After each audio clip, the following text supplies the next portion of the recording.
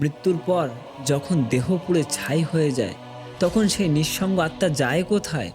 ভগবান বিষ্ণু গরুড়কে বলেছিলেন, শরীরহীন আত্মা তখন প্রচণ্ড ক্ষুধা আর তৃষ্ণায় ছটফট করতে থাকে। সে তার প্রিয়জনদের ডাকতে চায়, কিন্তু তার কোনো কণ্ঠস্বর থাকে না। ঠিক সেই মুহূর্তে আপনার সন্তানের দেওয়া এক টুকরো পিণ্ডই হতে পারে আপনার একমাত্র ভরসা। কিন্তু কিভাবে মাত্র 10 দিনে একটি আত্মার নতুন শরীর গঠিত হয়? কেন পিণ্ডদান না করলে আত্মাকে আগুনের মতো জ্বলতে হয়? চলুন আজ জেনে নিই গরুড় পুরাণের সেই অতি গোপন রহস্য, যা শুনলে মৃত্যু সম্পর্কে আপনার ধারণা চিরতরে বদলে যাবে।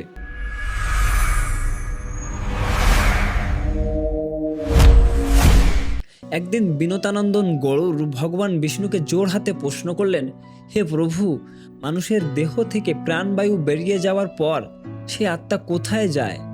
আমি শুনেছি মৃত্যুর পর 10 দিন পর্যন্ত নাকি আত্মা নিজের বাড়ির মায়ায় আটকে থাকে। এই 10 দিনে তার অবস্থা কেমন হয়? আর আত্মীয়রা যে পিণ্ডদান করে তা দিয়ে আসলে কি হয়? ভগবান বিষ্ণু উত্তর দিলেন, হে খগেশ্বর, তুমি অত্যন্ত গোপন এক প্রশ্ন করেছ। শোনো, পাপী হোক বা পুণ্যবান, মৃত্যুর পর প্রত্যেকের সাথেই যা ঘটে তা অত্যন্ত রহস্যময়। ভগবান বিষ্ণু বললেন, মৃত্যুর ঠিক পরেই আত্মা শরীর থেকে বিচ্ছিন্ন হয়ে যায়, কিন্তু সে তার মৃতদেহ ছেড়ে দূরে যেতে পারে না। এই সময় আত্মার আকার হয় মানুষের হাতের বুড়ো আঙুলের সমান, যাকে বলা হয় লিঙ্গদেহ। সেই ছোট্ট আত্মাটি তার নিথর দেহর দিকে তাকিয়ে হাহাকার করতে থাকে। সে বারবার তার প্রিয় শরীরে ফিরে যেতে চায়, কিন্তু যমদূতেরা তাকে দড়ি দিয়ে বেঁধে ফেলে। আত্মা দেখে তার প্রিয়জনরা কাঁদছে।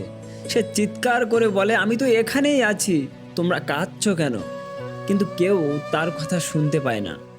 শরীর পুড়ে ছাই হয়ে যাওয়ার পর আত্মা অনুভব করে যে তার আর কোনো আশ্রয় নেই। তখন সে ভয়ানক ক্ষুধা আর তৃষ্ণায় ছটফট করতে থাকে। তখন ভগবান বিষ্ণু গরুড়কে বললেন, এই সময় প্রিয়জনদের দেওয়া তিলজলই একমাত্র তার তৃষ্ণা মেটায়। যদি কেউ পিণ্ডদান না করে তবে সেই আত্মা প্রেত হয়ে আগুনের মতো জ্বলতে থাকে। গরুড় অবাক হয়ে প্রশ্ন করলেন, প্রভু, আত্মা তো শরীরহীন, সে কি ওই ভাতের পিণ্ড খায়? ভগবান বিষ্ণু স্মিত হাস্যে বললেন, না গরুড়, সে ওটা খায় না। ওই 10টি পিণ্ড দিয়ে আত্মাকে পরলোকে যাওয়ার উপযোগী একটি যাতনা দেহ বা নতুন শরীর তৈরি করা হয়। দেখুন কিভাবে 10টি পিণ্ডের মাধ্যমে একটি শরীর গঠিত হয়। প্রথম দিন বা প্রথম পিণ্ড। মৃত্যুর ঠিক পরবর্তী প্রথম পিণ্ডটি অত্যন্ত মাহাত্ম্যপূর্ণ। এই পিণ্ড গ্রহণের মাধ্যমে বিধি আত্মার মস্তক বা মাথা গঠিত হয়। এটি হলো যাতনা দেহের ভিত্তি।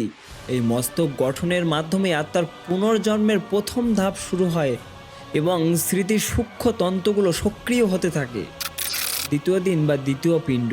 দ্বিতীয় দিনের পিণ্ডটি গ্রহণ করার পর আত্মার সংবেদনশীল অঙ্গগুলো বিকশিত হয়। এই দিনে গঠিত হয় চক্ষু, কর্ণ এবং নাসিকা। এর মাধ্যমেই আত্মা প্রথমবারের মতো পরলোকের অলৌকিক দৃশ্য দেখার এবং সূক্ষ্ম শব্দ শোনার অতি প্রাকৃতিক শক্তি লাভ করে। সে অনুভব করতে পারে তার চারপাশের জগৎকে।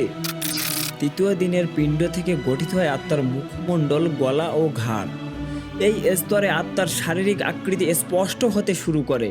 মস্তকের সাথে দেহের সংযোগ স্থাপিত হয়, যা পরবর্তী অঙ্গ গঠনের পথ প্রশস্ত করে। চতুর্থ দিন বা চতুর্থ পিণ্ড। চতুর্থ দিনে পিণ্ড প্রদানের ফলে তৈরি হয় শরীরের মূল অভ্যন্তরীণ কাঠামো। এই দিন আত্মার হৃদয়, বক্ষস্থল অর্থাৎ বুক এবং উদর অর্থাৎ পেট গঠিত হয়। শরীরের ভেতরকার প্রধান অঙ্গগুলো এবং জীবনী শক্তি ধারণের আধার এই দিনেই তৈরি হয়ে যায়। পঞ্চম দিন বা পঞ্চম পিণ্ড। পঞ্চম দিনের পিণ্ড থেকে গঠিত হয় দেহের নাভি এবং গুহ্যদেশ বা মলদ্বার। এটি শরীরের রেচন প্রক্রিয়ায় এবং শক্তির ভারসাম্য রক্ষায় কেন্দ্র হিসেবে কাজ করে। দেহের কেন্দ্রীয় শক্তি এই নাভিমূলেই সুসংহত হয়। ষষ্ঠ দিন বা ষষ্ঠ পিণ্ড।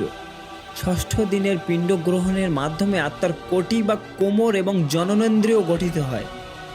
যাতনা দেহের মধ্যভাগের এই গঠন সম্পন্ন হওয়ার মাধ্যমে শরীরের ঊর্ধ্বাংশ ও নিম্নাংশের মধ্যে এক যোগসূত্র তৈরি হয়। সপ্তম দিন বা সপ্তম পিণ্ড। সপ্তম দিনে পিণ্ড প্রদানের ফলে শরীরের নিম্নাংশের শক্তিশালী কাঠামো তৈরি হয়। এই দিনে গঠিত হয় আত্মার রূপ। এটি যাতনা দেহের এমন এক স্তর যেখানে শরীরটি তার নিজের ভার বহন করার প্রাথমিক ক্ষমতা অর্জন করে। অষ্টম দিন বা অষ্টপিণ্ড। অষ্টম দিনের পিণ্ডে গঠিত হয় আত্মার জানু বা হাঁটু এবং জঙ্ঘা, অর্থাৎ পায়ের নিচের অংশ। যমরাজের বিচারালয়ের দিকে হাঁটার জন্য যে শারীরিক দৃঢ়তা প্রয়োজন, এই অঙ্গগুলোই আত্মাকে সেই স্থিতিশীলতা প্রদান করে।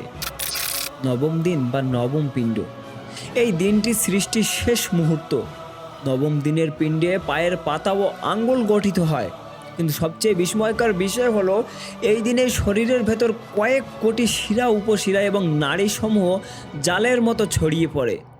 রক্ত ও প্রাণ রসের প্রবাহ শুরু হয় এবং যাতনা দেহটি একটি রক্তে মাংসের মানুষের মতো পূর্ণাঙ্গ অবয়ব লাভ করে। দশম দিন বা দশম পিণ্ড। দশম দিনে নতুন কোনো অঙ্গ গঠিত হয় না, বরং এটি এক অসহ্য যাতনার দিন। এই দিনের পিণ্ডটি গ্রহণের সাথে সাথে নবগঠিত যাতনা দেহে প্রচণ্ড ক্ষুধা ও তৃষ্ণা জাগ্রত হয়। আত্মা তখন তার কৃতকর্মের বোঝা কাঁধে নিয়ে যমলোকের 47 দিনের সেই ভয়ঙ্কর পথ পাড়ি দেওয়ার জন্য মানসিকভাবে তৈরি হয়। এই 10 দিন আত্মা তার বাড়ির ছাদের কোণে বা দরজায় বসে তার স্বজনদের দেখার জন্য ব্যাকুল হয়ে থাকে।